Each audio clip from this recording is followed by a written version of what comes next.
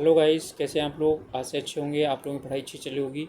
आप सब लोगों का एक बार फिर से आपके अपने ऑनलाइन प्लेटफॉर्म प्रयाग एकेडमी में बहुत बहुत स्वागत है। हम लोग उत्तराखंड लोक सेवा आयोग द्वारा आयोजित की जाने वाली पीसीएस परीक्षा 2024 से संबंधित जिसका कि जीएस पेपर फर्स्ट जिसकी मेरिट बनी है उसके लिए मॉडल क्वेश्चन पेपर कर रहे थे। 150 प्रश्न इसमें होते हैं। तो इसके हम 2 पेपर कर चुके हैं और आज हम तीसरा करेंगे। तो चलिए शुरुआत करते हैं। पर शुरू करने से पहले आप लोगों से रिक्वेस्ट है कि आप लोगों ने चैनल को सब्सक्राइब नहीं किया है या अभी चैनल पर नए हैं तो प्लीज़ चैनल को ज़रूर सब्सक्राइब कीजिएगा और अपने ग्रुप्स में शेयर भी कर सकते हैं। तो चलिए शुरुआत करते हैं। पहला आज का प्रश्न है, पंजाब के राजा रणजीत सिंह की राजधानी कहाँ थी। तो पंजाब के राजा रणजीत सिंह की राजधानी कहाँ थी? लाहौर में थी। ओके, तो हमारा उत्तर हो जाएगा 1, यानी कि बी हो जाएगा 1 का।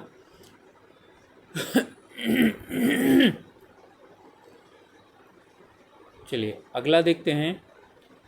इनमें सूफियों में से कौन कृष्ण को औलिया के अंतर्गत मानता था? यानी कौन ऐसा सूफी है जो कृष्ण को जो है वो औलिया के रूप में यानी कि स्वीकार करते थे? तो वो थे मोहम्मद गौस। ठीक है, तो मोहम्मद गौस जो है ना कृष्ण को औलिया के रूप में मानते थे। तीसरा है, इसमें सुमेलित करना है, युद्ध है और उसके बाद उसे उनको जो है ना किसने ये युद्ध लड़ा है। ठीक है, तो ये जो मुग़ल सम्राट थे, ठीक है, उनके लिए लड़े गए युद्धों को दिया गया है। तो हल्दी घाटी का युद्ध आप लोग जानते हैं किसने लड़ा था? अकबर ने। ठीक है, बेलग्राम का युद्ध, ठीक है, किसने? तो बेलग्राम का युद्ध हुमायूं ने।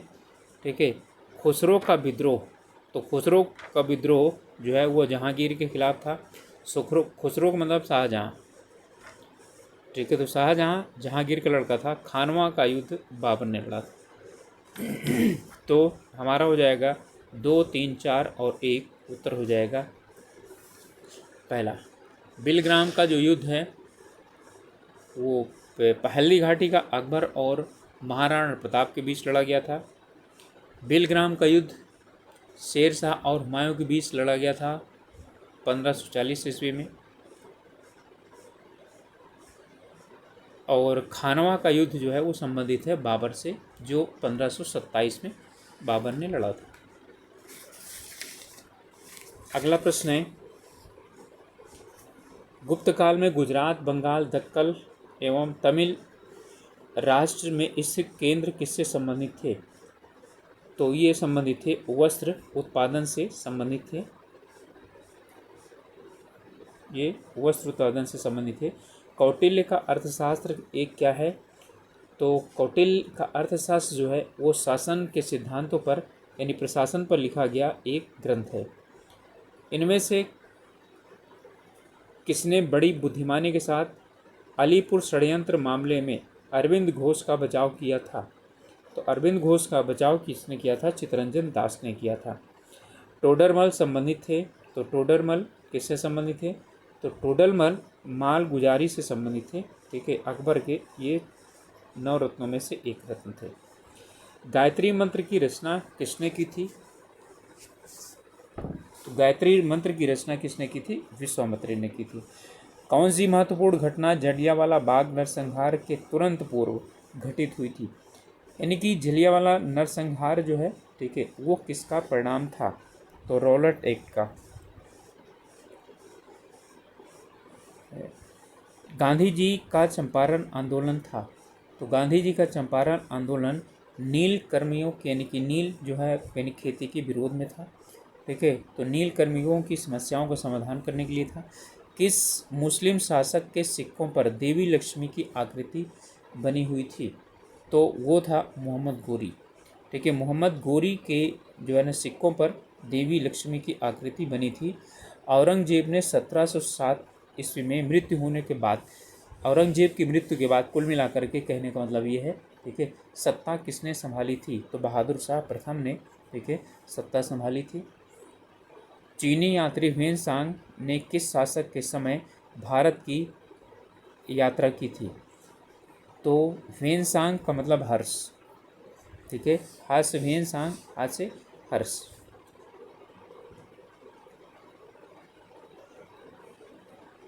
इनमें से दिल्ली पर शासन करने वाले वंशों का, ठीक है, यानी कि हमें क्रम निर्धारित करना है। खिलजी, लोदी, सैयद और गुलाम।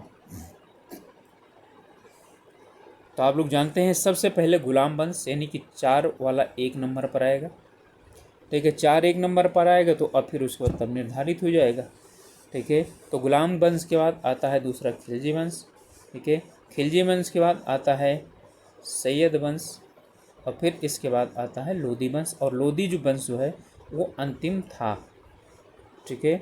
तो हो जाएगा हमारा डी उत्तर। इनमें से किसने प्रमुख रूप से विधवा पुनर्विवाह के लिए संघर्ष किया और उसे कानूनी रूप से वैध बनाने में सफलता प्राप्त भी की थी? तो इसमें थे ईश्वर चंद्र विद्यासागर, ठीक है। विधवा विवाह के लिए ईश्वर चंद्र विद्यासागर ने बहुत ज़्यादा प्रयास किया था, ठीक है, और अंत में इसे इन्होंने अपनी कानूनी स्वरूप भी प्रदान करवाया था। मोरी पहनी जाती है, तो मोरी पहनी जाती है गढ़वाली पुरुषों द्वारा, गढ़वाली महिलाओं द्वारा या दोनों के द्वारा, ठीक है, या तो जो है पहने की कोई नहीं। तो मोरी पहनी जाती है गढ़वाली पुरुषों के द्वारा। 1921 में निम्नलिखित में से किस स्थान पर सरयू नदी तट पर कुली बेगार न देने की शपथ ली गई थी? ठीक है, तो सरयू नदी क्या श्रीनगर है क्या, या चमोली है, बागेश्वर है या सोमेश्वर है? ठीक है, तो आप जानते हैं कि श्रीनगर और चमोली, ठीक है, ये दोनों तो है ही नहीं है इसके अंतर्गत, ठीक है। तो अब बचा बागेश्वर और कौन, सोमेश्वर। तो इसमें था बागेश्वर में कुली बेगार प्रथा को समाप्त करने का आंदोलन चलाया गया था। उत्तराखंड में सर्वाधिक क्षेत्र वाला जिला कौन सा है? और ये काफ़ी जो है यानी कि वो क्वेश्चन है, कुछ जगहों पर उत्तरकाशी मिलता है, कुछ जगहों पर चमोली मिलता है, ठीक है। उत्तर प्रदेश जब यानी कि था तो उत्तर प्रदेश का सबसे बड़ा जो क्षेत्रफल के अनुसार जिला था वो चमोली था, और जब यानी उत्तराखंड बन गया तो यहाँ पर उत्तरकाशी बताया जाता है, तो ज़्यादातर उत्तरकाशी माना जाता है। उत्तराखंड में किस भाग में पाताल तोड़ या ओसरुत कूप पाए जाते हैं? ठीक है, ये पीसीएस में पूछा भी गया है 18वां और 19वां दोनों क्वेश्चन, ठीक है। तो यहाँ पर जो है ना भाबर में पाए जाते हैं ये। इसके बाद जागर नृत्य निम्नलिखित में से किससे संबंधित है? तो जागर नृत्य जो संबंधित है वो है शिव और पार्वती से, ठीक है, या क्षेत्रीय देवी देवताओं से, विष्णु लक्ष्मी से, राम सीता से। तो जागर जो है ना वो क्षेत्रीय देवी देवताओं से हैं। वैसे इसमें गणेश जी और कई भी और दूसरे भी क्या होते हैं, देवता भी सम्मिलित हैं। राष्ट्रीय खाद्य सुरक्षा मिशन का एक लक्ष्य धारणीय रीति से देश के चुनिंदा जिलों में खेतीगत जमीन में बढ़ोतरी और उत्पादकता में वृद्धि लाकर कुछ फसलों की उत्पादकता में वृद्धि लाना। ये फसलें कौन सी हैं? राष्ट्रीय खाद्य सुरक्षा मिशन के अंतर्गत कुछ फसलें क्या है यानी बढ़ाना है, और वो यानी फसलें कौन सी हैं? तो उसमें चावल, गेहूं और दलहन, ठीक है, ये चावल, गेहूं और दलहन, क्योंकि ये मूल फसलें हैं। भारत में बेरोजगारी के मापन हेतु निम्नलिखित में से कौन सा माप NSO द्वारा प्रयोग नहीं लाया जाता है? तो इसमें प्रचलित साप्ताहिक स्तर, प्रचलित मासिक स्तर, सामान्य प्रमुख दर और प्रचलित दैनिक स्तर। तो प्रचलित मासिक दर स्तर, ठीक है, ये नहीं अपनाया जाता है, बाकी ये तीनों अपनाए जाते हैं, साप्ताहिक स्तर, सामान्य प्रमुख स्तर और दैनिक स्तर। ड्यूटी ड्रॉबैक, ठीक है, का आशय क्या है? तो इसका मतलब है निर्यातकों को आयात शुल्क की वापसी, ठीक है, यानी कि इसे क्या करना, उनको वापस कर देना। भारत में बेरोजगारी के मापन हेतु निम्नलिखित में से कौन सा माप NSO द्वारा प्रयोग नहीं लाया जाता। ओके, ये क्वेश्चन रिपीट हो गए हैं। ठीक है, 24वां प्रश्न है, निम्नलिखित में से पल्लव शासक के शासन में चीनी यात्री ह्वेनसांग ने कांची की यात्रा की थी और काफ़ी समय तक वहाँ रहा है। ठीक है, ह्वेनसांग तो जो है ना किस शासन के जो है ना किस पल्लव शासक के उसमें आया था, तो ये आया था नरसिंह वर्मन, ठीक है, प्रथम के, ठीक है, शासन काल में।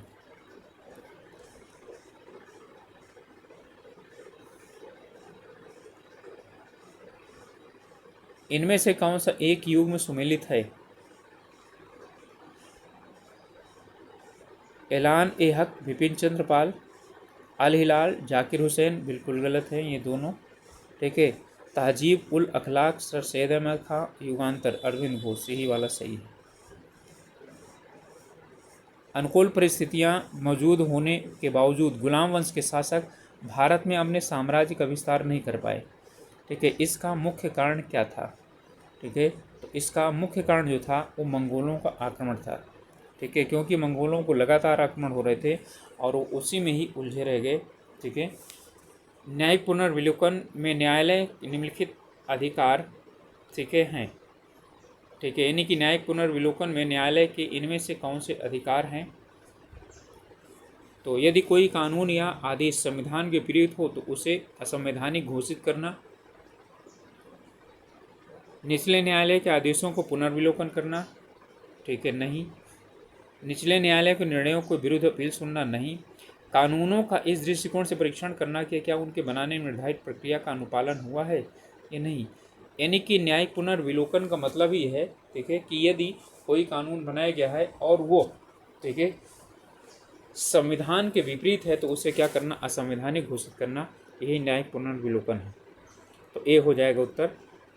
इनमें से कौन सा निकाय केंद्र और राज्यों के बीच राजस्व वितरण के लिए उत्तरदायी है। तो आप लोगों को इसका उत्तर अच्छी तरह से पता होना चाहिए। वित्त आयोग और राष्ट्रपति 280 अनुच्छेद 280 के अंतर्गत इनकी क्या करते हैं, नियुक्त करते हैं। कौन सी भाषा हमारे संविधान के 8वें अनुसूची में सम्मिलित नहीं है। गुजराती, कश्मीरी, राजस्थानी और डोगरी। तो इनमें कौन सा नहीं है जिसके विषय में बार बार क्या हो रही है। ठीक है, जो है ना, यानी कि आप ये क्वेश्चन पूछा जाता है। राजस्थानी कोई भाषा नहीं है। ठीक है, तो राजस्थानी जो है ये इसमें नहीं है। ठीक है, राज्यसभा के संदर्भ में निम्नलिखित में से कौन सा कथन सत्य है। तो इसमें से कौन सा कथन सत्य है। इसके 1/3 सदस्य प्रति 2 वर्ष अवकाश ग्रहण करते हैं, बिल्कुल ये सही है। आगे भी देख लेते हैं। आधे सदस्य, बिल्कुल नहीं। आधे सदस्य नहीं। 1/3 सदस्य प्रति 3 वर्ष नहीं 2 वर्ष। ठीक है, तो पहला वाला ही हमारा क्या हो जाएगा, सही हो जाएगा। निम्नलिखित में से कौन सा सुमेलित नहीं है। ठीक है, इसमें सुमेलित कौन सा नहीं है। तो नीलगिरी तमिलनाडु, केरल और कर्नाटक, बिल्कुल सही है। ठीक है, और नौक्रेड मेघालय में, सिमलीपाल उड़ीसा में और अगस्तमलाई ये केरल में नहीं है। ठीक है, तो यही जो है यानी सुमेलित नहीं है। मृत्तिका दोमट मिट्टी चावल के उत्पादन हेतु सबसे अच्छी होती है। कारण क्या है इसका। इसका कारण यह है कि यह मिट्टी पर यानी कि इसमें पानी अधिक समय तक क्या करता है, रुकता है। ठीक है, यही है सबसे बड़ा कारण। मनुष्य जीवमंडल की पारिस्थितिकी को संतुलित बनाए रख सकता है। ठीक है, अब इसमें किसके द्वारा जो है वो पारिस्थितिकी तंत्र को बनाए रख सकता है। तो नई कृषि विधि का प्रयोग, वनों की कटाई नहीं, इसके द्वारा तो होगा ही नहीं। कीटनाशकों इसका प्रयोग, इसके भी नहीं है। ठीक है, विभिन्न जीवों की अपेक्षित संख्या के बीच सूक्ष्म संतुलन समझ द्वारा। ठीक है, यही है। ठीक है, उत्तर हो जाएगा हमारा। हिमालय पर्वत प्रदेश जाति विविधता की दृष्टि से अत्यंत समृद्ध है। इस समृद्धि के लिए निम्नलिखित में से कौन सा कारण सबसे उपयुक्त है। यहाँ अधिक वर्षा होती है जो प्रत्युत वनस्पति, ठीक है, वृद्धि में बढ़ावा देती है। यहाँ विभिन्न जीव भौगोलिक क्षेत्र का संगम। ठीक है, उत्तर हमारा यही होना चाहिए। ठीक है, वर्षा तो और भी कई जगहों पर अधिक होती है। इस क्षेत्र में विदेशज और अतिक्रमण जातियों का प्रवेश नहीं करा पाएंगे, नहीं, इसमें भी होता है। यहाँ मनुष्यों का कम हस्तक्षेप है, मनुष्य तो हस्तक्षेप है ही। एक कृत्रिम उपग्रह में विद्युत ऊर्जा का स्रोत क्या होता है? ठीक है, यानी कृत्रिम उपग्रह में विद्युत स्रोत जो है वो कहाँ से प्राप्त होता है? ठीक है, तो इसमें सौर पैनल लगे होते हैं, वहाँ से प्राप्त होता है इसको। इनमें से कौन सा एक या C1 अन्य तीनों की तुलना में अधिक सूर्य को परावर्तित करता या करती हैं? ठीक है, तो इसमें सूर्य की जो यानी कि बाकी की तुलना में, ठीक है, सबसे ज़्यादा परावर्तित करते हैं, सूर्य को परावर्तित करती है, यानी सूर्य से आने वाली जो क्या बोलते हैं किरणें हैं उन्हें परावर्तित करती है। ठीक है, तो यहाँ बालू मरुस्थल नहीं, ये अवशोषित करता है। ठीक है, धान की मुख्य फसल भूमि, ठीक है, ये भी वैसे अवशोषित करता है। वैसे यहाँ पर जो है ना इसमें मीथेन गैस निकलती है। नवपात हिम से आच्छादित भूमि, बिल्कुल वाइट, ठीक है, जो जितना ही सफ़ेद होगा उतना ही क्या करेगा, उसको जो है ना वो करेगा, तो इसे अल्बिडो प्रभाव बोलते हैं। तो बर्फ़ का अल्बिडो जो है वो तो सबसे ज़्यादा होता है। ठीक है, प्रेरी भूमि भी नहीं, तो हमारा उत्तर हो जाएगा C।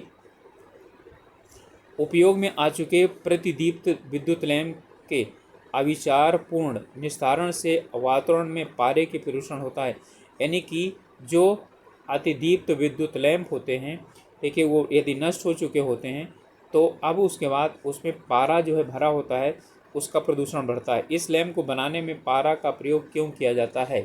ठीक है, इसमें पारे का प्रयोग का कारण क्या है? ठीक है, तो इसमें पारे के प्रयोग का कारण क्या है? पारे के लैंप के अंदर लेप किया जाता है जिससे प्रकाश चमकदार सफ़ेद बनता है। जब लैंप को स्विच ऑन किया जाता है तो लैंप के अंदर के पारे के कारण पराबैंगनी किरणों का उत्सर्जन होता है। ठीक है, यही उत्तर है हमारा। ठीक है, पराबैंगनी किरणों का क्या होता है? उत्सर्जन होता है। जब लैंप को स्विच ऑन किया जाता है तो पराबैंगनी ऊर्जा को दृश्य प्रकाश में बदल देता है, नहीं। ठीक है, पारे के प्रतिदीप्त लैंप में प्रयोग के बारे में उपयोग कोई कथन सही नहीं है, तो हमारा हो गया B। हाइड्रोजन ईंधन सेल वाले वाहन रेचन यानी कि एग्जास्ट के रूप में क्या निर्मित करते हैं? मतलब जो है ना क्या बाहर निकालते हैं? हाइड्रोजन जो है, यदि हाइड्रोजन का प्रयोग किया जाता है जिन वाहनों में, ठीक है, तो वो जो है बाहर क्या निकालते हैं, यानी धुएँ के रूप में क्या निकालते हैं? कुल मिलाकर के कहने का मतलब ये है।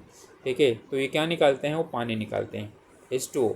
ठीक है, और इसीलिए ठीक है वो जो है उसमें वो नहीं होता है, कहने मतलब है कि वो पर्यावरण प्रदूषण नहीं होता है। निम्नलिखित में से कौन एक परमाणु कण नहीं है? और हाँ, हाइड्रोजन जो है ना उसका यानी कि सबसे ज़्यादा कैलोरीफिक वैल्यू होती है, यानी सबसे ज़्यादा उसमें से निकलती है जलाने पर। निम्नलिखित में से कौन एक अणु परमाणु कण नहीं है? न्यूट्रॉन, प्रोटॉन, ड्यूट्रॉन और इलेक्ट्रॉन। तो आप जानते हैं कि ड्यूट्रॉन नहीं।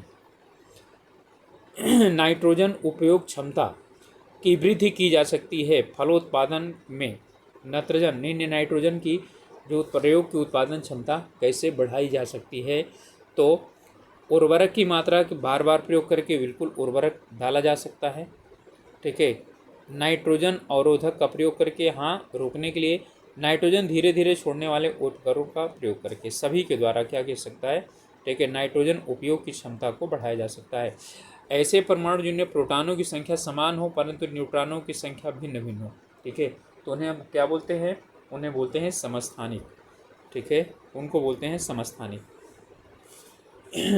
ठीक है, जिसे आप ऐसे ही बोलते हैं कि परमाणु क्रमांक समान हो और परमाणु भार क्या हो? भिन्न हो। ठीक है, तो उन्हें हम बोलते हैं समस्थानिक। सिरका, इनमें सिरका का जलीय घोल क्या है? ठीक है, तो सिरका का जलीय घोल क्या है? एस्टिक एसिड है। ठीक है, एस्टिक अम्ल है। साइट्रिक अम्ल जो है खट्टे फलों में पाया जाता है, आंवला है, नींबू है आदि में। निम्नलिखित धातु युग्मों से एक में क्रमशः सबसे हल्की धातु तथा सबसे भारी धातु कौन सी है? ठीक है, तो लिथियम जो है वो सबसे हल्की धातु है। ठीक है, और जो एक सबसे हल्की और दूसरी और ऑसियम जो है वो सबसे भारी धातु है। ठीक है, तो ये जो है आपका हो जाएगा B उत्तर। ठीक है, तो आप लोग चाहें तो इसको क्या कर लीजिए, नोट कर लीजिए।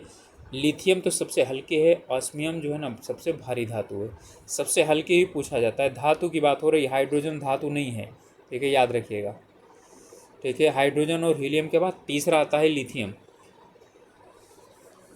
पुदीना के निम्नलिखित भागों में से किस एक में तेल के अधिकतम प्रतिशत पाया जाता है? यानी पुदीना में तेल कहाँ पाया जाता है? जड़ में, पत्ती में, फूल में या तना में?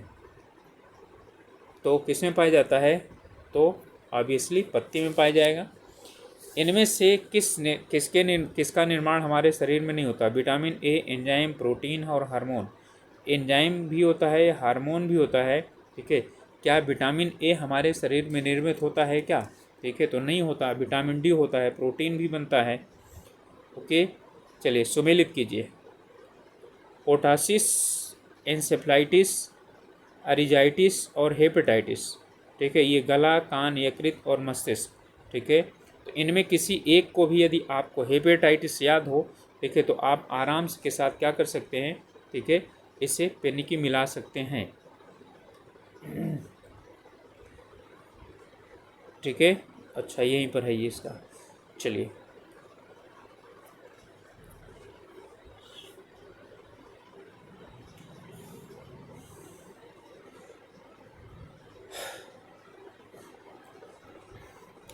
इसमें जो हेपेटाइटिस है, ठीक है, वो लीवर को क्या करता है, जिसे आप लोग क्या बोलते हैं, पीलिया। तो वो हेपेटाइटिस ही होता है और उससे क्या होता है, उससे नुकसान होता है।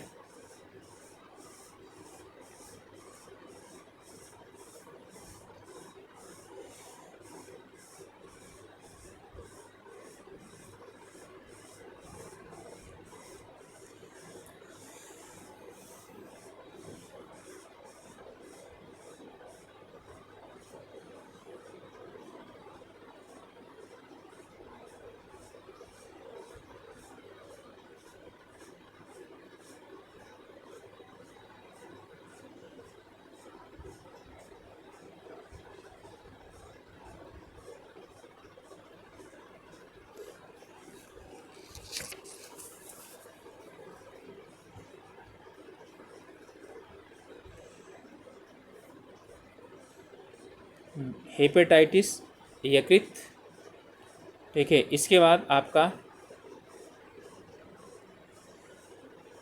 ओटाइसिस, ठीक है। ओटाइसिस जो है ये कान का रोग है, ठीक है। वैसे आप यदि हेपेटाइटिस को यकृत से क्या कर देंगे, मिला देंगे, ठीक है, तो आपको उत्तर मिल जाएगा। यानी डी में 3, तो डी में 3 सिर्फ एक ही जगह है, तो आपका वैसे भी क्या हो जाएगा, इसका निकल जाएगा, ठीक है। तो एनी ओटाइसिस कान का है।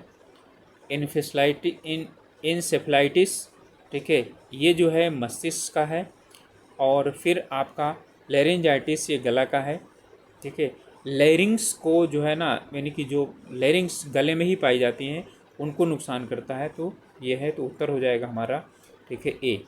2, 4, 1 और 3।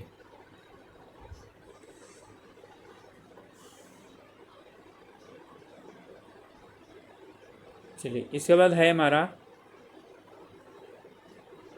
वर्णांध पुरुष एक सामान्य महिला से विवाह करता है, ठीक है, तो वर्णांधता के लक्षण उत्पन्न होंगे, ठीक है। तो वर्णांधता के लक्षण उत्पन्न होंगे उस महिला के पुत्र में, ठीक है। तो किसके, यानी उसके, सॉरी, उसके जो है ना, इसमें ध्यान दीजिएगा।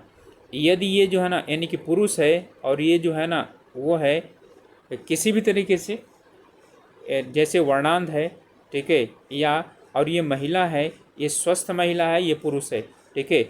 इनके द्वारा जो पुत्री पैदा होगी ना, पुत्री, ठीक है, इसका पुत्री का जो पुत्र होगा, ठीक है, उसमें क्या होगा, ये यानी कि प्रस्तुत होगा, ठीक है। तो पुत्रियों के पुत्र में, ठीक है, पुत्रियों के पुत्र में, यानी कि उस पुरुष और महिला की पुत्री जो होगी, ठीक है, उसके पुत्रों में दिखाई पड़ेगा, उसके पुत्री के पुत्रियों में भी नहीं दिखाई पड़ेगा, और ना ही पुत्रियों में दिखाई पड़ेगा उनके खुद की। ओके, तो यानी तीसरी पीढ़ी में जाएगा, अर्थात ये यानी कि बच्चों में नाना से आता है। ओके, इनमें दिया गया है थायमीन, विटामिन डी, विटामिन के और नियासिन, ठीक है। कुछ ऐसे हैं जिनका इनका मूल नाम दिया गया है, ठीक है, और इसमें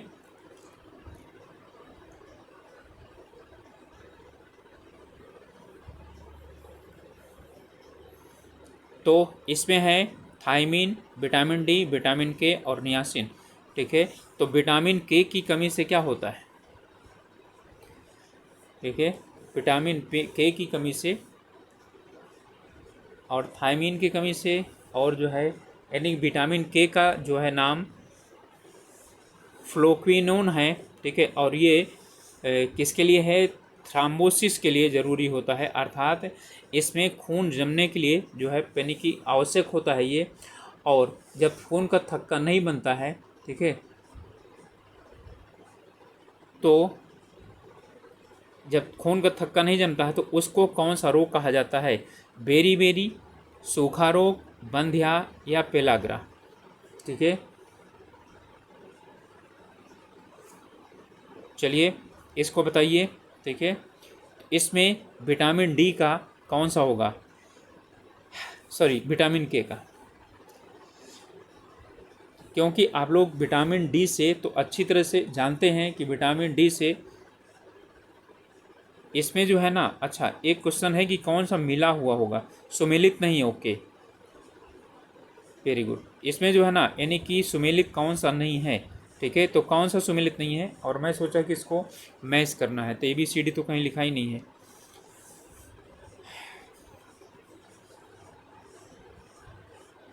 इसमें थायमीन, ठीक है, और विटामिन बी होता है, इसमें बेरी होता है। विटामिन डी सूखा रोग होते से इससे, ठीक है, जिसे आप रिकेट्स बोलते हैं। विटामिन के से बंध्या नहीं, विटामिन ई से बंध्या रोग होता है, ये गलत है। नियासिन से पेलाग्रा रोग होता है।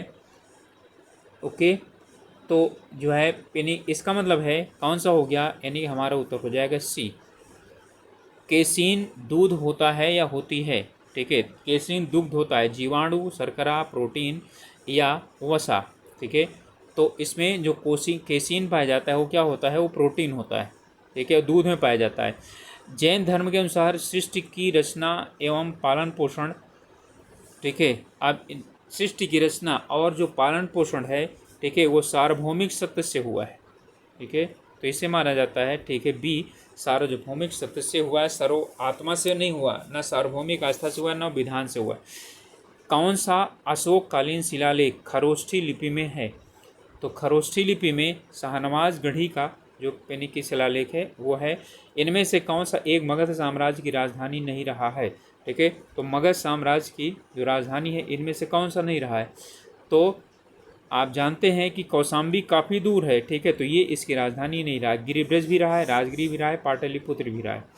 ठीक है, मध्ययुगीन शासकों, ठीक है, में से कौन सा एक उच्च शिक्षित था? इनमें से कौन सा एक सबसे ज़्यादा क्या रहा है? शिक्षित रहा है। ठीक है, तो इनमें सबसे शिक्षित जो है वो बलबन था। ओके, अगला जो है पेनी की प्रश्न है, इनमें से भक्ति आंदोलन का प्रस्तावक कौन नहीं था? भक्ति आंदोलन का प्रस्ताव कौन था? नहीं था। नागार्जुन, त्यागराज, तुकाराम, राम यानी वल्लभाचार्य। कुल मिलाकर कहने वाला है भक्ति आंदोलन से कौन संबंधित नहीं था? इनमें से कौन सा संबंधित नहीं था? तो कौन नहीं था? नागार्जुन। ठीक है, नागार्जुन बौद्ध धर्म से संबंधित है ये। दिल्ली में से एक सुल्तान ने ब्राह्मणों पर भी जजिया कर लगाया। कौन सा ऐसा सुल्तान है जिसने कि ब्राह्मणों पर भी जजिया कर लगाया था? तो वो फिरोज शाह तुगलक था, और सबसे पहले इसी ने जजिया कर लगाया था। विक्रमशिला नामक प्राचीन विश्वविद्यालय की स्थापना बंगाल के किस शासक ने की थी? देखिए, और ये बहुत इंपॉर्टेंट क्वेश्चन है। देखिए, इसे धर्मपाल ने किया था। औरंगजेब के काल में कौन यूरोपीय यात्री भारत में आया? तो औरंगजेब के शासनकाल की बात हो रहा है, ठीक है, ना की शुरुआत की बात हो रही है। ठीक है, तो कौन आया था? पीटर मंडी, ठीक है, टॉमस रो, ठीक है, विलियम हॉकिंस। कितने समय में आए थे? जहांगीर। मौखरी शासकों की राजधानी, ठीक है, कौन सी थी? वो थी कन्नौज। मौखरियों की राजधानी कन्नौज थी। इनमें से भारतीय राष्ट्रीय कांग्रेस के किस अधिवेशन में कांग्रेस अध्यक्ष के चुनाव में सुभाष चंद्र बोस ने पट्टाभी सीतारामैया को पराजित किया था? ठीक है, तो दूसरा वाला चुनाव था जिसमें इन्होंने गांधी जी के समर्थन के बावजूद भी इन्होंने हरा दिया था। तो वो था कौन सा? त्रिपुरी अधिवेशन 1939। और हरिपुरा में 1938 में तो सुभाष चंद्र बोस अध्यक्ष बनाए गए थे। भीमराव अम्बेडकर ने इनमें से किस दल की स्थापना ठीक है की थी? तो अब इसमें से हमको चुनना है कि कौन कौन है जिनकी उन्होंने स्थापना की थी। Peasants and workers party of India नहीं, all India scheduled caste federation किया था, इंडिपेंडेंट लेबर पार्टी इसका भी किया था। तो 2 और 3 हमारा उत्तर हो जाएगा। 1932 में महात्मा गांधी ने मृत्यु पर्यंत उपवास प्रधान त्याग किस लिए रखा था?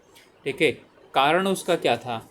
कारण उसका था कि रेमजे मैकडोनाल्ड ने जो सांप्रदायिक अधिनिर्णय किया था, कम्युनल अवार्ड की घोषणा की थी, उसी से संबंधित था। ठीक है, फिर जो है ना यानी कि गांधी और अंबेडकर समझौता हुआ था।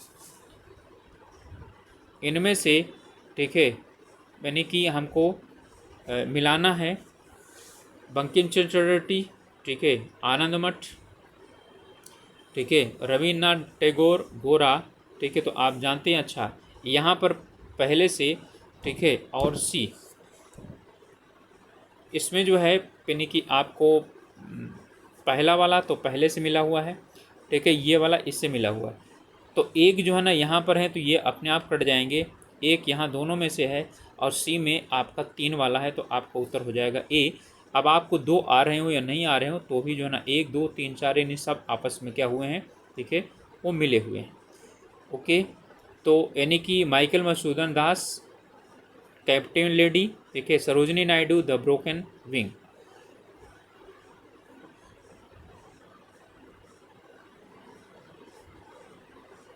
अगला प्रश्न है, इसे भी यानी कि मिलाना है, झांसी, लखनऊ, कानपुर, फैजाबाद, यानी कि किसने कहाँ पर क्या किया था, ठीक है, वो किया था, अगुवाई की थी, यही है ये, ठीक है। तो पहला हो गया हमारा, ठीक है, झांसी। तो झांसी से संबंधित कौन है?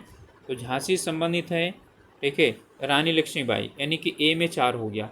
अब ए में 4 आपका सिर्फ ए और बी में है, इनमें से किसी एक को ले लेंगे आप, ठीक है, तो आपका हो जाएगा, ठीक है, लखनऊ, कानपुर, फैजाबाद, ठीक है। देखिए लखनऊ को ही जो है यानी कि आप जो है ना अवध के नाम जानते हैं, तो ये बेगम हजरत महल, ठीक है, यहाँ पर थी। ओके, तो अब यदि इससे आ गया आप लोगों को, ठीक है, तो आपको जो है ना कि यहीं से यानी पता चल जाएगा कि हमारा उत्तर क्या हो जाएगा, ए होगा। तो 4 3 2 1, ठीक है, कानपुर अजीमुल्ला खां, ठीक है, फैजाबाद यानी मौलवी अहमद शाह। तो हमारा उत्तर हो जाएगा ए। इन्हें कालक्रमानुसार यानी सजाना है और फिर उसके बाद आपको, ठीक है, इनमें से जो है यानी कि ये लेना है कि इसका उत्तर कौन सा होगा। कालक्रमानुसार व्यवस्थित कीजिए और अपना उत्तर इनमें से सही विकल्प से चुनिए।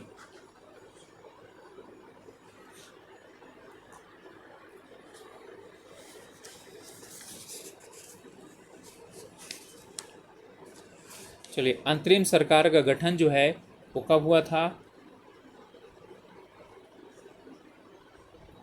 अंतरिम सरकार का गठन जो है वो हुआ था 1940 में, सॉरी 1946, ठीक है।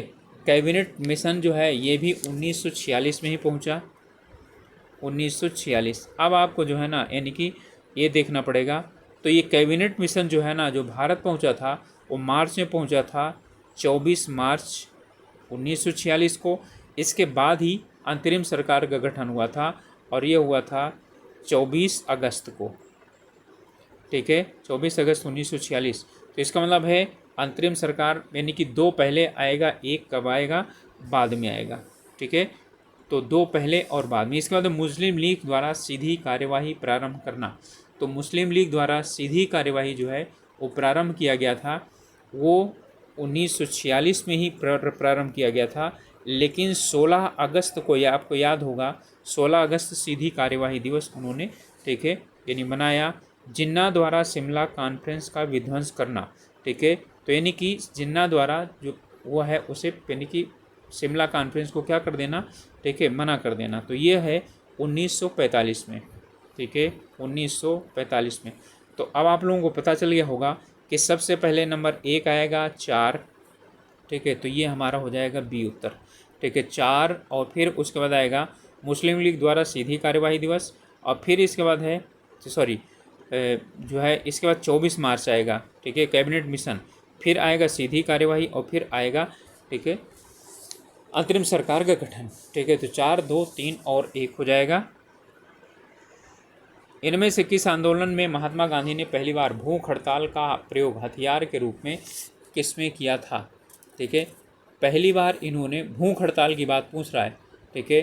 तो भूख हड़ताल का जब गांधी जी ने सबसे पहला प्रयोग किया था अहमदाबाद के मिल जो है ना, यानी कि उसके विरोध में, यानी मिल जो है मजदूरों के समर्थन में।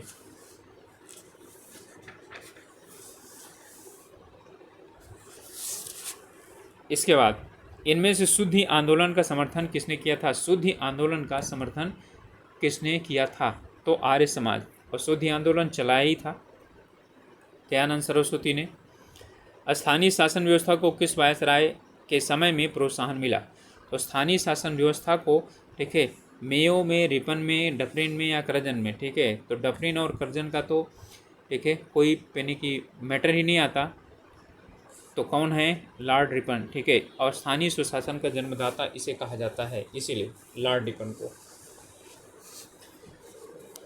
किसे असहयोग आंदोलन को समर्थन दिया? किसने? ठीक है, परंतु इसके परिणाम नहीं देख सके। अब इसमें यानी कि असहयोग आंदोलन को समर्थन किसने दिया, लेकिन उससे पहले जब समाप्त हुआ असहयोग आंदोलन तो उसके पहले उनकी क्या हो गई? ठीक है, मृत्यु हो गई। इसका मतलब ये कह रहे होंगे, ठीक है। तो कौन है? बाल गंगाधर तिलक। और तभी उसके बाद तिलक फंड का, ठीक है, यानी कि स्थापना की गई थी। एक आंदोलन के साथ अरुणा सफली जुड़ी थी, इसमें से कौन सा ऐसा आंदोलन है जिससे अरुणा सफली जुड़ी थी? तो वो था भारत छोड़ो आंदोलन। साइमन कमीशन के संस्तुतियों के संदर्भ में इनमें से कौन सा एक कथन सही है? इनमें से कौन सा एक कथन सही है? इसने प्रांतों में द्वैध शासन के उत्तरदायी सरकार द्वारा प्रतिस्थापित करने की संस्तुति की थी, जो 1935 में लागू हुआ, यही वाला था। गृह विभाग के अधीन अंतर प्रांतीय परिषद स्थापित सुझाव दिया था। इसने केंद्र में द्विसदनात्मक विधायिका के उन्मूलन का सुझाव दिया था, गलत है, ठीक है। इसने भारतीय पुलिस सेवा इस प्रावधान से द्वारा सृजित करने की संस्तुति की थी कि ब्रिटिश भर्ती का भारतीय भर्ती की तुलना में वेतन तथा भत्ता अधिक हो, ठीक है। तो यहाँ पर क्या है ये, और ये इस समय था, इस समय यदि ऐसा क्या करेगा, ठीक है, देगा तो क्या हो जाएगा, ठीक है, और बॉन्डर हो जाएगा। महात्मा गांधी तब जो है यानी कि आंदोलन चला रहे थे। 72 है, भारतीय राष्ट्रीय कांग्रेस वर्ष 2006 में विख्यात कलकत्ता अधिवेशन में 4 संकल्प पारित किए थे। सूरत में 1907 में हुए कांग्रेस के अगले अधिवेशन में इन चारों संकल्पों को स्वीकार करने अथवा उन्हें अस्वीकृत करने के प्रश्न पर कांग्रेस में विभाजन हो गया। इनमें से कौन सा संकल्प इन चारों संकल्पों में से नहीं था? ठीक है, तो इनमें से कौन सा ऐसा संकल्प है जो नहीं था? बंगाल के विभाजन को रद्द करना, ठीक है, ये वाला संकल्प नहीं था। बहिष्कार, राष्ट्रीय शिक्षा, स्वदेशी, ये तीनों क्या थे? भारत में चीनी का सबसे बड़ा उत्पादक कौन है? ठीक है, भारत में सबसे ज़्यादा चीनी का उत्पादन कहाँ पर होता है? तो उत्तर प्रदेश में होता है, ठीक है। इनमें अनुषंगी नगर, ठीक है, सेटेलाइट टावर यानी टाउन कौन सा है? ठीक है, अनुषंगी नगर कौन सा है? मुरादाबाद, गाजियाबाद, हैदराबाद, अहमदाबाद। तो इसमें जो अनुषंगी यानी सेटेलाइट टाउन है वो गाजियाबाद है। दिल्ली का अनुषंगी, अर्थात जब दिल्ली में जो है यानी कि जनसंख्या बढ़ गई तो गाजियाबाद में लोग रहना शुरू कर दिए, ठीक है, दिल्ली की महंगाई और ये सभी चीज़ों को देखते हुए, ठीक है। तो अनुषंगी नगर का मतलब ही होता है सेटेलाइट टाउन, ये जो है यानी कि उसके साथ में बसाया गया। अब जैसे मुंबई का नवी मुंबई सेटेलाइट टाउन है। भारत के किस राज्य में सर्वाधिक सिंचाई नलकूपों से होती है? तो नलकूप से मध्य प्रदेश, राजस्थान, बिहार और उत्तर प्रदेश। तो इनमें उत्तर प्रदेश में सर्वाधिक क्या होती है? पेनी नलकूपों द्वारा सिंचाई होती है। देश के किस प्रदेश में सबसे अधिक जिले हैं? ठीक है, मध्य प्रदेश, महाराष्ट्र, तमिलनाडु और उत्तर प्रदेश। तो उत्तर प्रदेश में सर्वाधिक जिले हैं। भारत में नगरीकरण से जन्म दर और मृत्यु दर दोनों घटी है। ठीक है, नगरीकरण से यहाँ पर यानी कि बात हो रही है, तो नगरीकरण का जो यानी कि वो है वो प्रभाव क्या रहा है, तो जन्म दर और मृत्यु दर दोनों क्या हुई हैं, ठीक है, घटी हैं। ये बिल्कुल सही है। ठीक है, जन्म दर और मृत्यु दर दोनों घटी हैं। लोगों को जो है यानी अच्छी स्वास्थ्य सुविधाएं यानी नगरों में उपलब्ध हुई हैं, तो बच्चे क्या हुए हैं, उनकी मृत्यु कम होती है। जो वो होते हैं बच्चों का जन्म जो है ना अस्पताल में करवाया जाता है, जिससे कारण मृत्यु दर काफ़ी घट गई है। भारतीय राज्यों में सर्वाधिक जनजाति जनसंख्या कहाँ की, जनजाति की बात हो रही है। ठीक है, अनुसूचित जनजाति की बात नहीं हो रही है। तो इससे मध्य प्रदेश और छत्तीसगढ़ में सर्वाधिक जनजाति जनसंख्या, ठीक है, पाई जाती है। और वैसे देखा जाए तो उत्तर प्रदेश में जनजाति है सबसे ज़्यादा। निम्नलिखित राज्यों में किसकी सर्वाधिक तटरेखा है, यानी सबसे तटरेखा सबसे लंबी किसकी है, तो किसकी है, गुजरात की है। ठीक है, और ये बहुत पेट क्वेश्चन है, बहुत बार पूछा जाता था पहले, अब कम हो गया है। उत्तर भारत में उप महा हिमालय क्षेत्र के सहारे फैले समतल मैदान को क्या कहा जाता है, तो उसे कहा जाता है भाबर। केसर की सबसे अधिक मात्रा उत्पन्न होती है, तो कहाँ उत्पन्न होती है, तो आप लोग जानते हैं अच्छी तरीके से, कश्मीर में होती है। विश्व में मदिरा का बृहत्तम उत्पादक कौन है, तो जो यानी कि बृहत्तम उत्पादक जो है, जहाँ पर वो क्या बोलते हैं, भूमध्य रेखीय प्रदेश जहाँ पर अंगूर पैदा होता है, वहाँ पर मदिरा का सबसे ज़्यादा उत्पादन होता है। अधिपादप मुख्यतः पाए जाते हैं। ठीक है, तो अधिपादप कहाँ पर मुख्यतः पाए जाते हैं, ये कोणधारी, ठीक है, वनों में पाए जाते हैं। कुल भौगोलिक क्षेत्रफल के संदर्भ में वनों का उच्चतम प्रतिशत मिलता है, तो वनों का जो उच्चतम प्रतिशत मिलता है वो कहाँ मिलता है, ठीक है, प्रतिशत की बात हो रही है, सर्वाधिक मात्रा में नहीं, तो मिजोरम में मिलता है। सर्वाधिक मात्रा में होगा तो यानी कि घना जो मिलता है, ठीक है, वो अरुणाचल प्रदेश में मिलते हैं। निम्नलिखित में से सही सुमेलित है, ठीक है, तो इनमें सही सुमेलित लोनार मध्य प्रदेश, नक्की गुजरात, कोलेनेरू आंध्र प्रदेश और पुलिकट केरल। तो इसमें सुमेलित है, ठीक है, कोलेरू आंध्र प्रदेश। निम्नलिखित में से कौन सी खरीफ की फसल नहीं है, कपास, मूंगफली, मक्का और सरसों। सरसों जो है वो रबी की फसल है, सर्दियों में बोई जाती है, गर्मी में काटी जाती है, और ये सभी क्या होती हैं, बरसात में बोई जाती हैं और सर्दियों में काटी जाती हैं। इनमें पर्वत श्रृंखलाओं को उनकी ऊंचाई के अवरोही क्रम में रखिए और फिर उसके बाद, ठीक है, यानी कि इनका सही चयन कीजिए।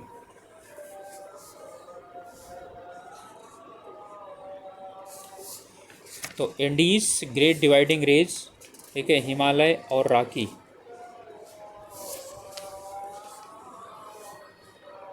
चलिए, एंडीज को जो है ये 6437, 6437, 400 ही ले लेते हैं। ग्रेट डिवाइडिंग जो रेंज है, ठीक है, ये 3200। इस बात जो हिमालय है, ठीक है, वो है 2550, यानी 2500, और जो रॉकी है वो 5000, ठीक है, 100। इसका मतलब क्या हुआ कि नंबर 1 एंडीज होगा, नंबर 2 रॉकी होगा, तो 1 और 4 हो जाएगा, तो 1 और 4 हमारा, और फिर उसके बाद क्या आएगा, ठीक है, 2 आएगा ये, और चौथा आएगा हिमालय। ठीक है, सबसे ज़्यादा क्या करेंगे लोग, हिमालय को पहले पर लगा देंगे, तो 1 4 2 और क्या हो जाएगा, 3 हो जाएगा। एंडीज सबसे ऊंचाई, ठीक है, श्रृंखला है औसतन, ठीक है, और फिर इसके बाद आता है रॉकीज़, फिर रॉकीज़ के बाद आता है ग्रेट डिवाइडिंग रेंज, और फिर आता है हिमालय। ओके, जब ग्रीनविच में मध्याह्न है, एक जगह का स्थानीय समय 5 बजे सायंकाल है, ठीक है, तो निम्नलिखित में से वह कौन सा याम्योत्तर है जिस पर उपरोक्त जगह अवस्थित है। ठीक है, तो इसमें जो जगह है वो 75 डिग्री पूर्व है। ठीक है, 75 डिग्री पूर्व है। अब इसे पेनिक निकालेंगे कैसे। यहाँ पर क्या है, ग्रीनविच में मध्याह्न है, इसका मतलब है 12 बजे। वहाँ पर 12 बजे हैं। ठीक है, और स्थानीय समय यहाँ पर कितना है, 5 बजा हुआ है। ठीक है, तो यहाँ पर कितने मिनट का अंतर हो गया, 5, यानी कि 5 घंटे का अंतर हो गया। तो 5 घंटे में कुल कितने मिनट का अंतर, 6 पंचे 30। ठीक है, तो 300 मिनट का अंतर। और 300 मिनट को हम क्या करेंगे, देशांतर निकालने के लिए इसको किससे विभाजित कर देंगे, 4। ठीक है, 4 से विभाजित करेंगे तो आएगा 75, क्योंकि किधर की तरफ है। ठीक है, वो यानी कि 5 बजा हुआ है। ठीक है, और 5 जो है ना, यानी बोल रहा है कि शाम के 5 बजे हैं।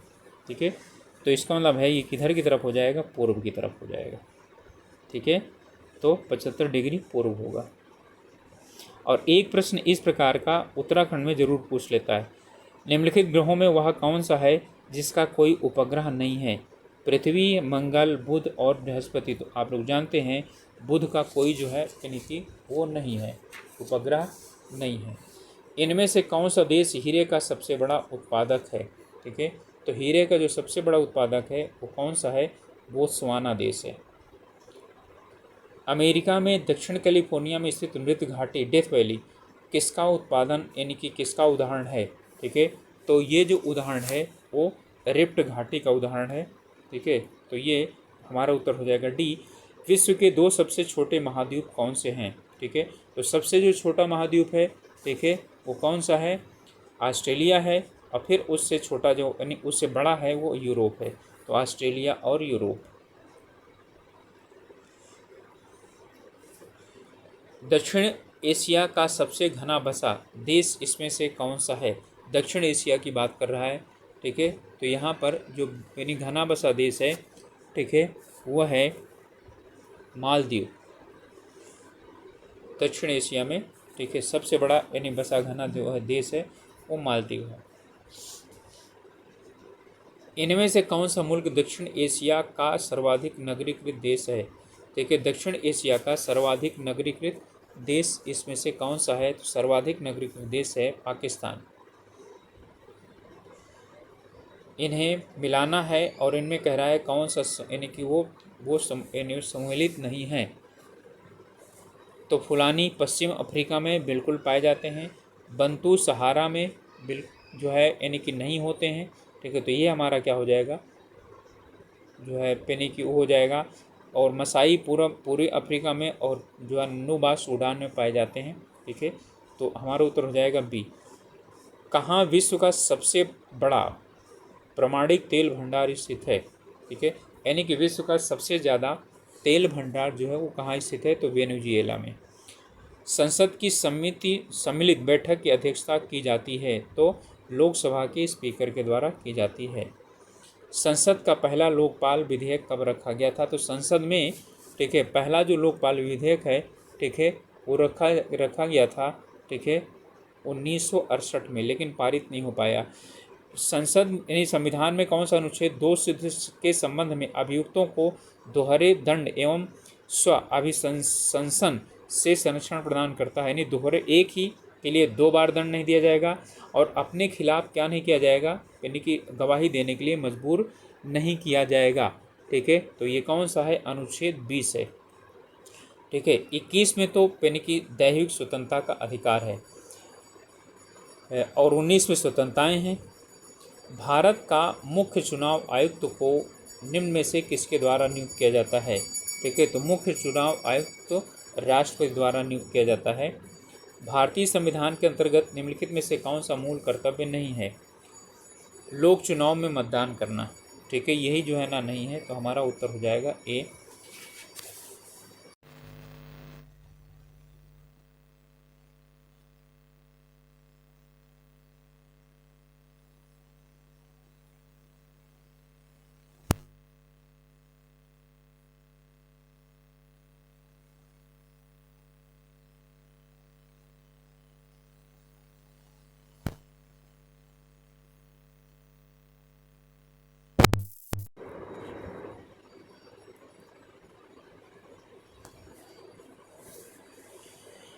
करों और सरकारी कामकाज की के निर्वहन से हुई अन्य प्राप्तियों से संघीय सरकार को प्राप्त हुआ समूचा राजस्व जमा होता है। ठीक है, यानी कि ये कहाँ पर जमा किया जाता है? ये भारत की संचित निधि में जमा किया जाता है। राज्य के निरसंग तत्वों में शामिल कौन सा है? ठीक है, मानव की दुर्व्यापार और बलात् श्रम का प्रक्षेप, ये तो आप अच्छी तरह से जानते हैं। ठीक है, कि ये क्या है? ये मौलिक अधिकार। तो मादक पेयों और स्वास्थ्य के लिए हानिकारक औषधियों के औषधीय प्रयोजन के से भिन्न उपयोग पर प्रतिषेध, यही वाला क्या है? सही है। भारतीय संघ के किस राज्य में शासन ने एक निजी सैनिक संगठन यानी सलवा जुड़ुम को प्रोत्साहन दिया और जिसके इस कार्य को सर्वोच्च न्यायालय ने अवैध ठहरा दिया? तो यानी कुल मिलाकर के सलवा जुड़ुम जो है ना, यानी कि कहाँ पर बनाया गया था? तो सलवा जुड़ुम बनाया गया था कहाँ? छत्तीसगढ़ में। ठीक है, ये नक्सलियों से लड़ने के लिए जो बनाया गया था। इसके बाद है, किसको संविधान द्वारा मौलिक अधिकारों को लागू करने की शक्ति दी गई है? संविधान द्वारा मौलिक अधिकारों को यानी लागू करने की शक्ति किसको दी गई है? सभी न्यायालय को, संसद को, राष्ट्रपति को, सर्वोच्च न्यायालय एवं उच्च न्यायालयों को। ठीक है, तो सर्वोच्च न्यायालय एवं उच्च न्यायालयों को। सर्वोच्च न्यायालय में 32 और उसमें 226।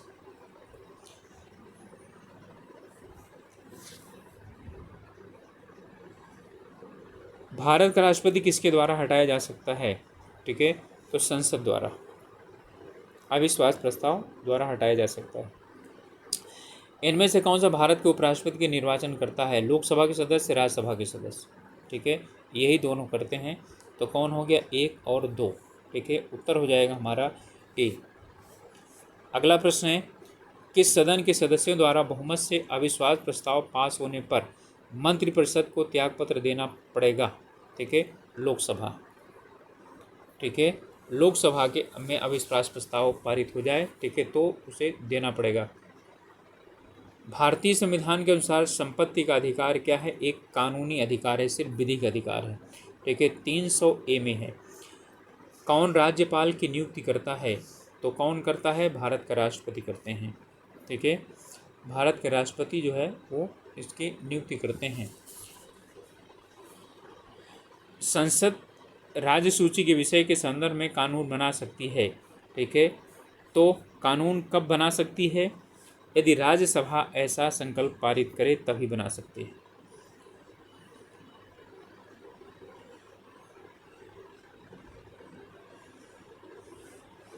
जैसे जैसे, हाँ ये भी है कि यदि किसी भी राज्य में क्या हो, आपातकाल, यानी कि वहाँ पर जो है वो राष्ट्रपति शासन लागू हो, तो उसके लिए कर सकते हैं। विधानमंडल से पूछ करके नहीं, विधानमंडल की, ठीक है, अनुग्रह पर किया जा सकता है। जैसे जैसे अर्थव्यवस्था विकसित होती है, राष्ट्रीय आय में तृतीय क्षेत्र का अंश क्या होता है? पहले से बढ़ता जाता है। ठीक है, तो क्या होता है? बढ़ता जाता है। तो हमारा हो जाएगा उत्तर, ठीक है, सी। इनमें से कौन सा एक राजकोषीय नीति का उपकरण नहीं है? करारोपण, सार्वजनिक व्यय, ब्याज दर और सार्वजनिक ऋण। ठीक है, यहाँ पर राजकोषीय नीति की बात कर रहा है, तो राजकोषीय नीति कौन सी है ना? ब्याज दर। करारोपण, सार्वजनिक व्यय और सार्वजनिक ऋण जो है ये राजकोषीय नीति के अंतर्गत आते हैं। भारत में जनसंख्या वृद्धि के इतिहास में कौन सा वर्ष महाविभाजक वर्ष के रूप में जाना जाता है? तो महाविभाजक वर्ष जो है वो 2021 में था। ठीक, सॉरी 1921 में था। इस समय भारत की जनसंख्या जो है वो नकारात्मक थी, यानी माइनस में थी। निम्नलिखित प्रत्यक्ष करों में से किस कर से सरकार को अधिकतम राजस्व की प्राप्ति होती है? तो इनमें से कौन सा ऐसा है जिसमें, तो निगम कर से क्या होती है? सर्वाधिक, यानी कि राजस्व प्राप्त होती है। भारत में सबसे अधिक कॉफ़ी उत्पादन करने वाला जो राज्य है, ठीक है, वो कौन सा है? तो राज्य है कर्नाटक।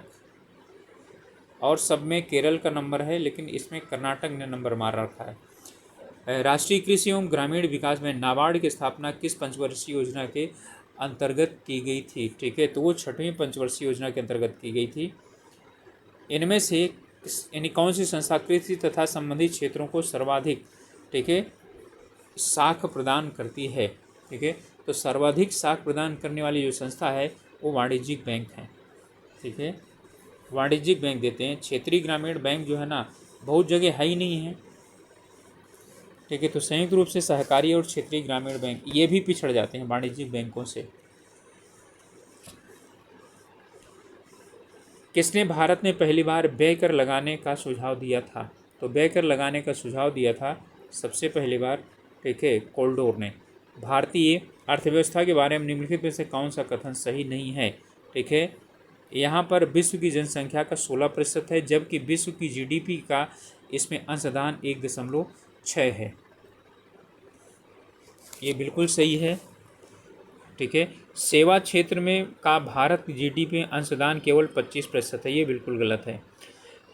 इसकी नेटवर्क यानी ये वर्किंग जनसंख्या 58% कृषि में कार्यरत है, लेकिन कृषि का राष्ट्रीय आय में अंशदान 22% है, ये बिल्कुल सही है। राज्य का भौगोलिक क्षेत्रफल विश्व के भौगोलिक क्षेत्रफल का केवल 2.4 है, ये भी सही है। तो हमारा उत्तर क्या हो जाएगा? सेवा क्षेत्र का भारत की जीडीपी में अंशदान 25% नहीं है, ठीक है, इसमें काफ़ी ज़्यादा बढ़ा हुआ है। इतना तो लगभग कृषि का है। भारत में अमीर व गरीब दोनों ही कुपोषित, ठीक है, हैं। अमीर गलत भोजन खाते हैं और गरीब रूखा सूखा भोजन करते हैं, ठीक है। तो इसमें बताइए दोनों में बिल्कुल सही हैं, ए और आर दोनों सही हैं, और जो है ना उसकी व्याख्या भी करता है। देखिए व्याख्या वाले प्रश्न तब कीजिए, सही वाला ना, कि इसकी व्याख्या करता है जब ये इससे सीधा संबंधित हो, ठीक है, यानी कि ये वाला जो है ना पहला कथन इससे सीधा संबंधित होता है, ठीक है, तभी वो क्या होता है, ठीक है, ये माना जाता है कि उसकी व्याख्या करता है। तो यानी कि अमीर गलत भोजन करते हैं और गरीब रूखा सूखा करते हैं, इसलिए दोनों कुपोषित हैं। कुपोषण का मतलब है वास्तव में उनको यानी कि जो पोषण के लिए ज़रूरी है वो नहीं मिल पाता। आर्थिक नियोजन विषय है, ठीक है। तो आर्थिक नियोजन किस चीज़ का विषय है? ठीक है, ये समवर्ती सूची का है। राज्य में भी लोग यानी योजना आयोग था और केंद्र में भी योजना आयोग था। दूसरी पंचवर्षीय योजना की रूपरेखा किसने तैयार की थी? बहुत इंपॉर्टेंट प्रश्न है और ये कई बार पूछा जा चुका है। तो इसे पीसी महालनोबिस ने की थी, इसलिए इसे महालनोबिस, ठीक है, योजना भी के नाम से जाना जाता है, दूसरी पंचवर्षीय योजना को। भारत का राष्ट्रीय आय समंकों का आकलन किसके द्वारा किया जाता है? ठीक है, तो राष्ट्रीय आय समंकों का आकलन किसके द्वारा किया जाता है? केंद्रीय सांख्यिकी संगठन के द्वारा, यानी कि हो जाएगा CSO, ठीक है, इसके द्वारा किया जाता है। भारत में आर्थिक सुधार के जनक किसे कहा जाता है? तो आर्थिक सुधार के जनक किसको कहा जाता है?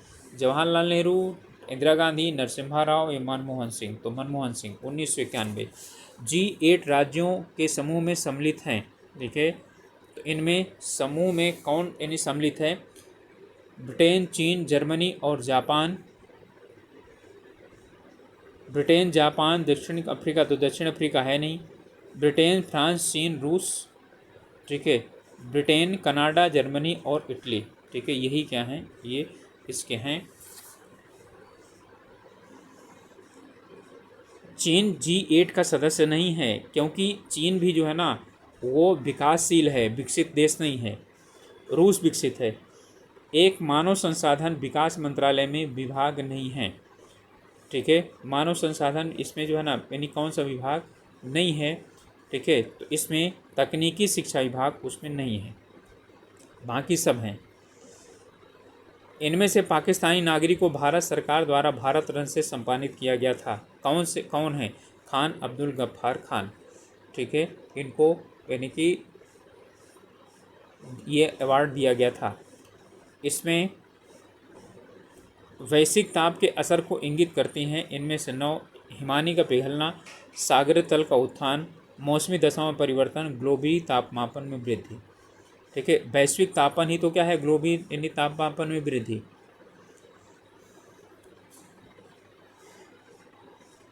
तो इसमें कौन हो जाएंगे? ये भी हो जाएगा, ये भी हो जाएगा, ये भी हो जाएगा, ये भी हो जाएगा, तो कितने हो गए? सभी। 2011 के अनुसार सर्वाधिक जनसंख्या वृद्धि दर के आधार पर राज्यों को घटते हुए क्रम में लिखना है, यानी सबसे ज़्यादा किसकी जनसंख्या वृद्धि थी, फिर उसके बाद किसकी थी, फिर उसके बाद किसकी थी। तो इसमें ठीक है, सबसे ज़्यादा घटते हुए क्रम में मेघालय पहले नंबर पर,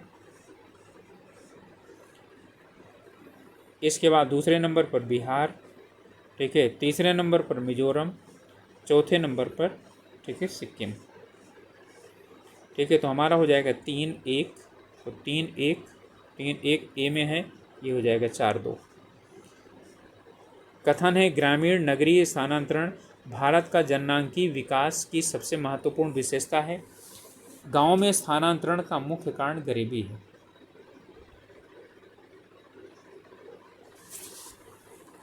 इसमें जो है ग्रामीण स्थानीय स्थानांतरण भारत के जननांकीय विकास का सबसे महत्वपूर्ण विशेषता है, ये गलत है।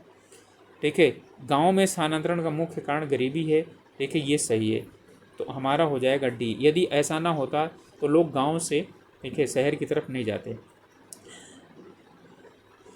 केंद्र शासित प्रदेशों में 2011 की जनगणना के अनुसार प्रदेशों में घटते हुए मैंने उसमें व्यवस्थित करना है। ठीक है, तो इसमें घटते हुए व्यवस्थित करना है, तो अच्छी तरह से जानते हैं कि दिल्ली तो पहले स्थान पर आएगा, तो 4 पहले स्थान पर आएगा। ओके, तो बी और सी में होगा। ठीक है, अब दिल्ली के बाद फिर कौन आएगा, दूसरा आएगा चंडीगढ़। ठीक है, तो ये 2 आ जाएगा, तो 2 और यानी कि 4, 2, 1 और 3। ठीक है, फिर 1 ये हो जाएगा तीसरा और ये हो जाएगा चौथा। ठीक है, तो हमारा उत्तर हो जाएगा बी।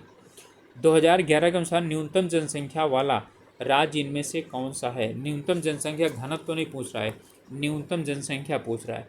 ठीक है, वैसे इसमें एक यानी कि ऑप्शन और होना चाहिए गोवा। तो सिक्किम सबसे कम जनसंख्या वाला है और गोवा सबसे कम क्षेत्रफल वाला जिला है, यानी वो है राज्य है। 11 के अनुसार साक्षरता दर के आधार पर निम्नलिखित राज्यों में बढ़ते हुए क्रम को व्यवस्थित कीजिए। साक्षरता दर, ठीक है, तो साक्षरता दर इनमें सबसे ज़्यादा किसकी है, फिर उसके बाद किसकी है, फिर उसके बाद किसकी है। ठीक है, सॉरी, सबसे कम किसकी है, फिर बढ़ते हुए क्रम का मतलब ये हुआ बढ़ते हुए क्रम। ठीक है, तो सबसे कम से लेकर के और फिर क्या होगा, सबसे अधिकतर। ठीक है, तो इनमें अरुणाचल प्रदेश जो है यानी कि सबसे कम है, तो ये 1 हो जाएगा। फिर इसके बाद दूसरा झारखंड आएगा, फिर तीसरा आएगा जम्मू कश्मीर और चौथा आएगा उत्तर प्रदेश। ठीक है, तो हमारा उत्तर हो जाएगा बी, 4, 1, 3 और 2। पर्वतीय संकट या पर्यावरणीय आतंकी इनमें से किसे कहा जाता है। तो आप जानते हैं अच्छी तरीके से, विदेश से आया और इसे ठीक है पर्यावरणीय आतंकी इसके नाम से जाना जाता है, यूकेलिप्टस।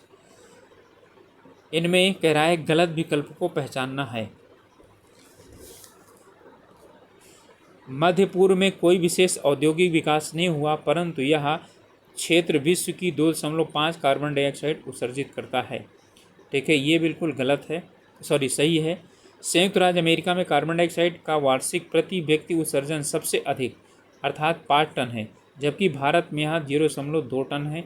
ठीक है, ये भी सही है।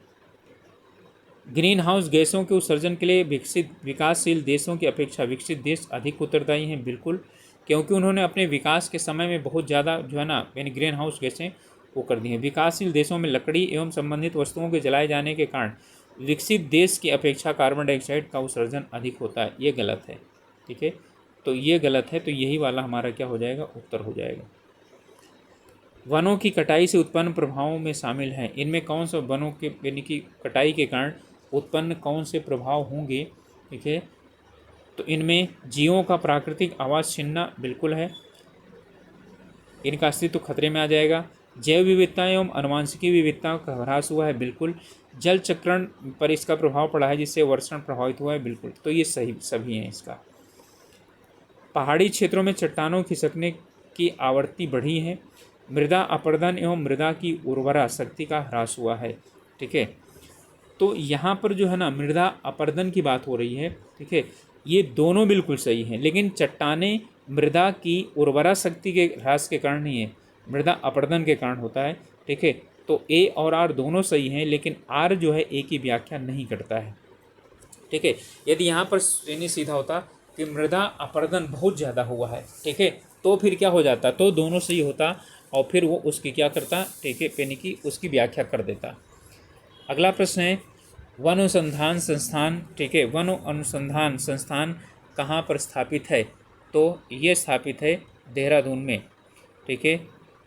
इनमें से कौन सा राष्ट्रीय उद्यान प्रोजेक्ट टाइगर के अंतर्गत नहीं आता, कान्हा कॉर्बेट, संजय गांधी, ठीक है, राष्ट्रीय उद्यान और राजीव गांधी अभ्यारण्य। तो इनमें संजय राष्ट्रीय उद्यान जो है ना नहीं आता इसके अंतर्गत। राज्यों में किसमें भारत की सबसे बड़ी अंतर्देशीय कारण आर्द्रभूमि है, ठीक है। अंतर्देशीय जो है ना यानी कि आर्द्रभूमि भारत में इसमें सबसे कहाँ पर है, तो ये कहाँ पर है, गुजरात में। जंगल की आग कहा जाता है, ठीक है, तो जंगल की आग किसे कहा जाता है, जेकरांडा और मेसोसोफिला, ठीक है, इस सोफिलिया, जेकरांडा मेसोसोफोलिया इसे कहा जाता है। इसके जो फूल होते हैं वो लाल रंग के होते हैं, जब पूरा खिलता है तो पूरे जो है ना जंगल लाल दिखाई पड़ता है। भारत का प्रथम तितली उद्यान कहाँ स्थित है, ठीक है, तो भारत का प्रथम तितली उद्यान वो वन्नरघट्टा जैविक उद्यान बेंगलुरु में है, यानी कि स्थित है। भारत के अधिकांश वन्यजीव संरक्षित क्षेत्र घिरे हुए हैं, तो ये घिरे हैं घने जंगलों से। आप लोगों से रिक्वेस्ट है कि चैनल में नए हैं या अभी तक आपने चैनल को सब्सक्राइब नहीं किया है तो प्लीज़ सब्सक्राइब कर लीजिए और अपने ग्रुप्स में शेयर कर सकते हैं। भारत में रैली फॉर वैली, ठीक है, प्रोग्राम का आयोजन निम्नलिखित में से किस एक समस्या को उजागर करने के लिए किया जाता है, ठीक है, तो विस्थापितों के पुनर्वास की समस्या को लेकर किया जाता है। प्रमुख अनिवासी लॉर्ड स्वराजपाल ने इतिहास रच दिया, बनकर प्रथम एशियाई वो क्या बने थे, तो हाउस ऑफ लॉर्ड्स के सदस्य बने थे, सॉरी उपाध्यक्ष। हाउस ऑफ लॉर्ड्स के सदस्य तो पहले ही थे, ठीक है, लेकिन हाउस ऑफ लॉर्ड्स के उपाध्यक्ष बनकर इन्होंने एक इतिहास बनाया। जैसे यहाँ राज्यसभा है वैसे वहाँ पर लॉर्ड सभा होती है। भारतीय दलहन शोध संस्थान जहाँ स्थित है वह जगह नहीं, भारतीय दलहन शोध संस्थान कहाँ पर स्थित है, तो वह है कानपुर में। निम्नलिखित में से कौन सा राज्य का सबसे महत्वपूर्ण तत्व है, ध्वज, राजधानी, संप्रभुता, तो संप्रभुता सबसे महत्वपूर्ण तत्व है। ध्वज वगैरह तो है ही नहीं, शासनाधीश तो होते ही नहीं। कौन सा सुमेलित नहीं है, इनमें the romancing with life, Dev Anand, बिल्कुल सही है। ब्लॉसम फ्रॉम द डस्ट, ठीक है, आर के पचौरी। एशियन ड्रामा, ठीक है, ये विक्रम सेठ की नहीं है। लज्जा तस्लीमा नसरीन, ये तस्लीमा नसरीन की जो है यानी कि लज्जा पुस्तक है। एशियन ड्रामा के जो लेखक हैं वो गुन्नार मिर्डल हैं, ठीक है, इसमें गुन्नार मिर्डल। लास्ट प्रश्न है, आज कार्बन डाइऑक्साइड CO2 के उत्सर्जन में सर्वाधिक योगदान करने वाला देश कौन सा है, ठीक है, तो कौन सा है, वो चीन है, ठीक है। चीन सबसे ज़्यादा जो है वो उत्सर्जित करता है, ठीक है, लगभग जो है यानी कि 21% के करीब ये उत्सर्जित करता है, 20% के करीब अमेरिका उत्सर्जित करता है, ठीक है, 50% के करीब तो यही दोनों कर देते हैं कार्बन डाइऑक्साइड का उत्सर्जन। ओके गाइस, तो ये था जो है यानी कि तीसरा प्रैक्टिस पेपर, और आप लोगों को यानी कि अच्छा भी लग रहा होगा। तो चलिए मिलेंगे अगले वीडियो में, तब तक के लिए आप लोगों ने पढ़ाई कीजिए, स्वास्थ्य का अपना ध्यान रखिए। Okay, all the best.